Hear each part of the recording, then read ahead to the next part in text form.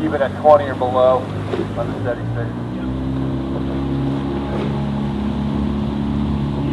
Weight on the handle here, body weight over on top of it, weight off the handle at the catch. Weight on, pivot over, weight off. Just drive. My name is Bryan Volpenhein. I'm one of the men's coaches for USRowing, and my job is to select and coach the men's 4. So you won a gold medal in the men's 8 in 2004. Can you tell us everything you remember about that race? I don't remember much, actually, and that's probably, I was very in the moment, and so I remember very few things. But I would say, I definitely remember thinking at the 1,000-meter mark when we had our lead that I went out too hard and I was going to pay the price in the second half of the race. But I remember off the start, we had a really good start, and we had one race strategy and one race plan that we were trying to execute. And then around the 500-meter mark, it wasn't going that way. We were actually surprised that we were in the lead, and because we expected everyone to go out pretty hard. And so we adapted, we changed our race plan, and we decided to make a big move at the 600. And we did, and it was very effective, and we ended up moving out, several seats and got a good chunk on the field there.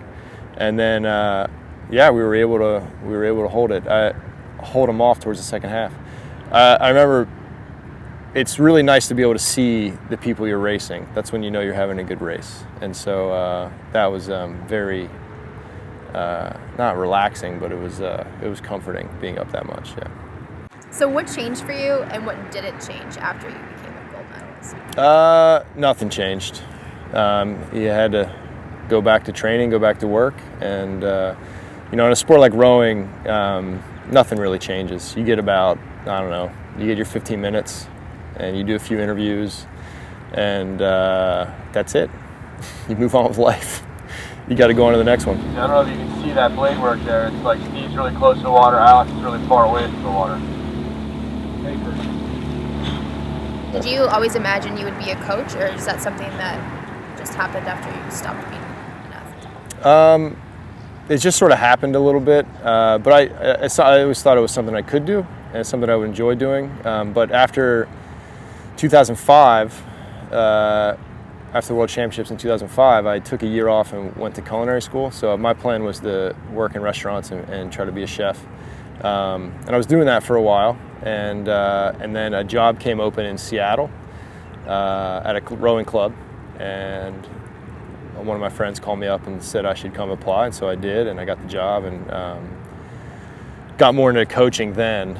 And I still try to cook a little bit, but those two professions don't really match up. Late nights and early mornings are a little bit tough, so I decided to go with this, and so far it's worked out.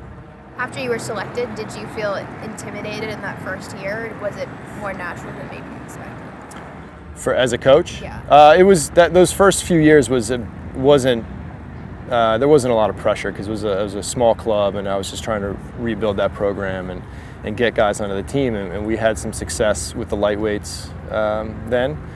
I would say when in 2011 I got the head lightweight job, that was probably because we hadn't qualified that boat the year before, so I had to take that lightweight forward through the qualifier, and that was high pressure and that was intense.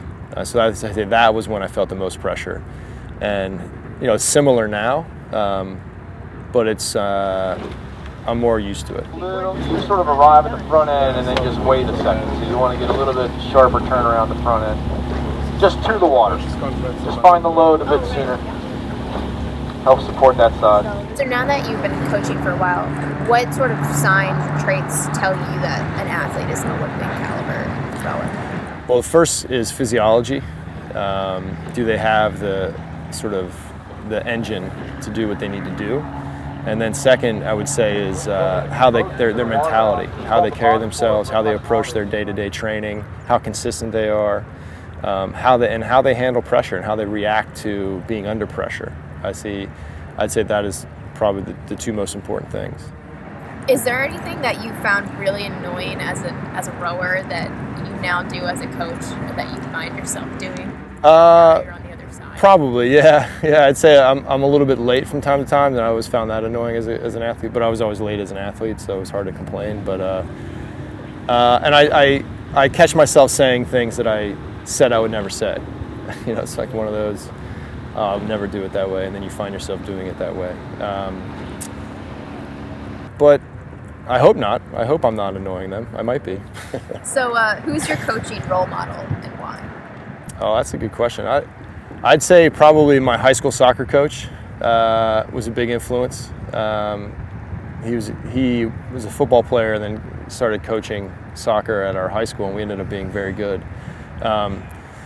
Just was good at building the team and creating a competitive environment at that sort of high school level where we were constantly pushing each other to get better. And then I have a bunch on the rowing side. I've had a lot of influences. My coach Mike Tatey, Chris Korzanowski, who still works with USRowing, and probably Tim McLaren.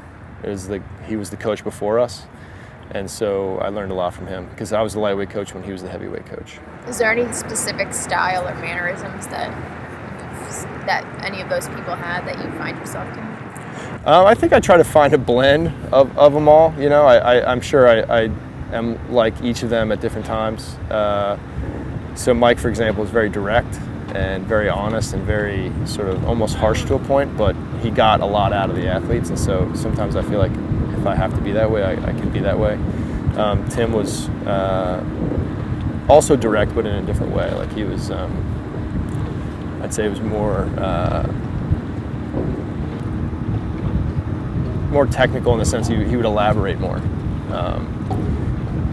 And I try to do that without confusing the guys. Sometimes I confuse them. But all that being said, you just try to find your own style. Like your personality is a big part of it, and how you coach them on a day-to-day basis and how you interact with them is important, because my age gap is different than the coaches I've had between me and my coaches.